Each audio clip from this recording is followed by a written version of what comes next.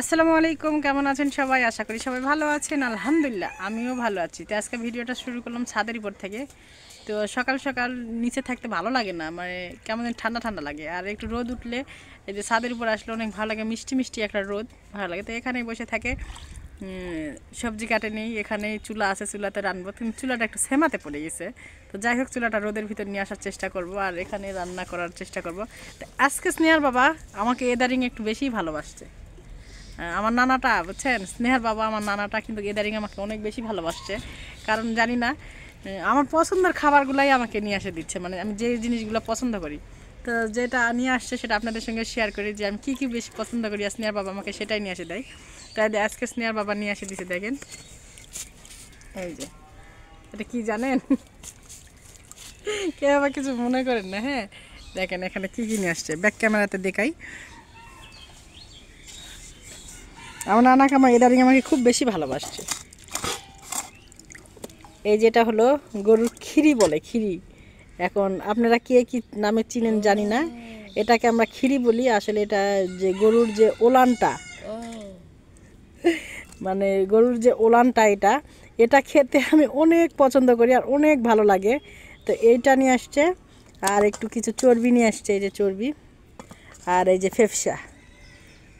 কি করব জানেন? এগুলো দিয়ে কি রান্না করব বলেন? বলেন তো কী রান্না করলে বেশি ভালো লাগবে? আমি তো বলেই দিব, তারপরে বলছি এটা কী রান্না করলে বেশি ভালো লাগবে। তো এগুলো দিয়ে, এই যে বাজার থেকে নিয়ে আসছে বাঁধাকপি, এটা দিয়ে বাঁধাকপিটা ভাজি করলে যা মজা লাগে, যারা খাননি তারা বুঝবে না, যারা খেয়েছেন অবশ্যই কমেন্টে জানাবেন। অনেক মজা লাগে, অনেক মজা। তো আজকে স্নেহার বাবা এগুলো নিয়ে আসছে। কিন্তু একটা জিনিস করতে হবে কি, আগে আমি বুঝতাম না।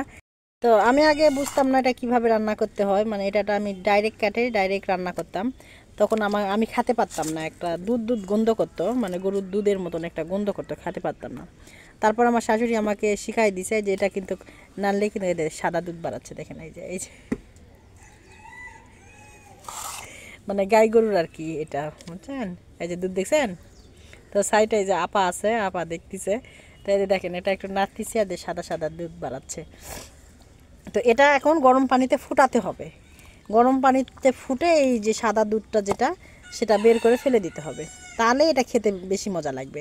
আর এমনি যদি ডাইরেক্ট রান্না করি তাহলে কিন্তু এটা একটা গরুর দুধ দুধ গন্ধ করে, অতটা ভালো লাগে না। তা আগে আমি রান্না করতে পারতাম না, তো শাশুড়ির কাছ থেকে শিখছিলাম। তো আমার শাশুড়ি আর নাই, তারপরেও শাশুড়ির কাছ থেকে অনেক কিছুই মানে জানছি। আসলে আমরা কসাই বাড়ির, তো কসাই বাড়ির বউ, তো আমি অনেক কিছু জানতাম না, আমি একদম ছোট। আর আগে যারা আসছে তারা আমার শাশুড়ির কাছ থেকে রান্না দেখছে, শিখছে, আর আমি অতটা পাই নাই রান্না শিখা। তো তারপর যতটুকু দেখে দিছে ততটুকু আলহামদুলিল্লাহ। আর ফেফসা না হলে তো আমার চলে না, আমার গোস্তর ভিতরে গরুর গোস্তের সঙ্গে যে ফেফসা আর কলজা না দেয়, মেজাজটা আমার একদম গরম হয়ে যায়। তো স্নেহার বাবা সবসময় চেষ্টা করে একটু ফেফসা নিয়ে আসার জন্য। তো এই খিরিটা আমার এতটা পছন্দ যা আমি বলে বোঝাতে পারবো না। তো সেটাই আজকে রান্না করবো, পাতাকপি ভাজি করে। তো এটা ভালোভাবে ফুটে নিয়ে রান্না করতে হবে।